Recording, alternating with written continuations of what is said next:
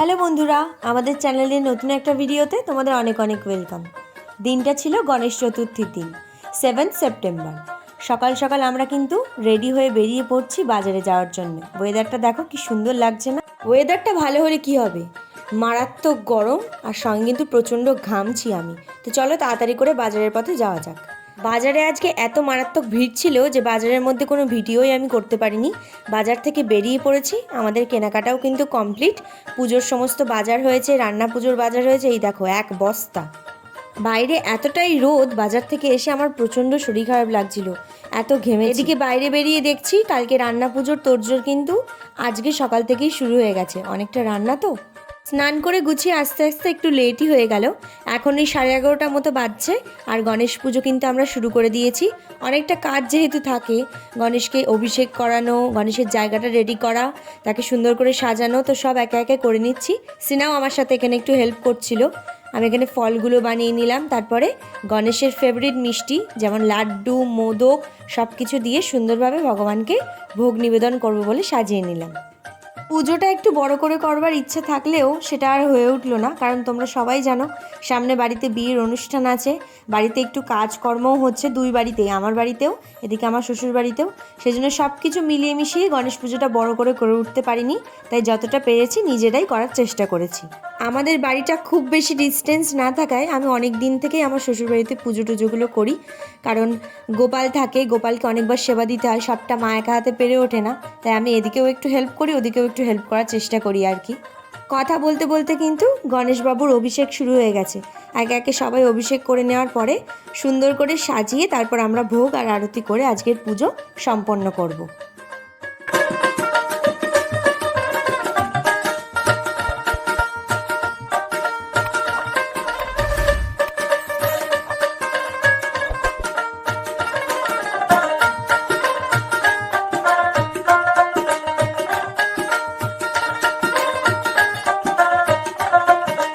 দাদাভাইদের বাড়ি থেকে হেল্প করে এসে আমি আমার বাড়িতে চলে এসেছি। এখানে গনুবাবুকে আমি অভিষেক করিয়ে নিচ্ছি। অলরেডি অনেকটা বেলা হয়ে গিয়েছে, এখন বাজে 1:30। অনেক দিন থেকেই ইচ্ছা হচ্ছিল আমাদের গণেশজির যেহেতু মুখটাতে সিঁদুর ভর্তি হয়ে গেছে, তাই একটু শৃঙ্গার করানোর, তাই আজকে অভিষেক করানোর পরে একেবারে শৃঙ্গার করিয়ে নিচ্ছি। গণেশের শৃঙ্গার তো হয়ে গেছে, এবার গণেশের ভোগ দেওয়ার পালা।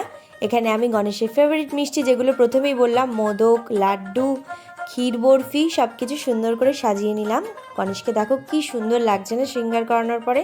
এখানে আমাদের গোপালবাবুও রেডি হয়ে বসে আছে, তো তাড়াতাড়ি করে আরতিটা সেরে ফেলি।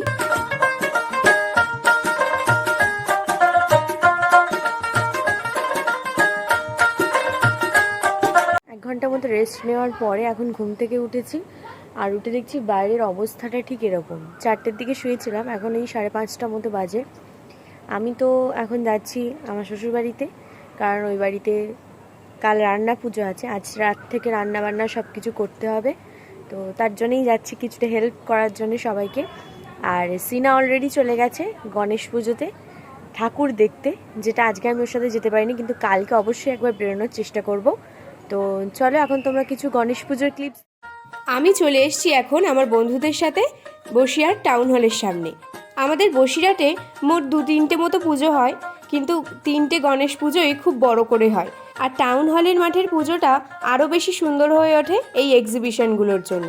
চলো প্যান্ডেলের ভিতরে ঠাকুরটা দর্শন করে নিয়ে তারপর আমি পুরো মাঠে তোমাদের ঘুরে ঘুরে এক্সিবিশনটা দেখাচ্ছি।